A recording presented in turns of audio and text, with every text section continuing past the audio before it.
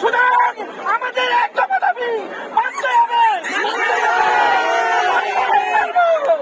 সুতরাং আজকে আপনাদের সামনে বক্তব্য নিয়ে আসবেন কেন্দ্রীয় সহ সমন্বয়ক কথা নিয়ে আসবেন। সংক্ষেপে শেষ করে দেন। এটা আমাদের দ্বিতীয় স্বাধীনতা।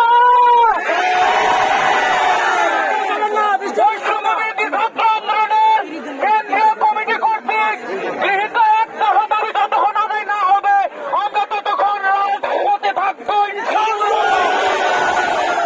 শেখ হাতে আইন শৃঙ্খলা বাহিনী যারা আছেন তাদেরকে আমি বলে দিতে চাই, আপনারা আদেশ দিয়ে আমাদের সাধারণ জনগণের উপর অনেক জুলুম করেছেন। আপনারা জনগণের বিপক্ষে নিজেদের বিচার করবেন না। আমাদের সময় হয়ে গেছে, আমরা আর সবাই খেপত করবো না, আমরা এখানে জামাত করবো ইনশাআল্লাহ।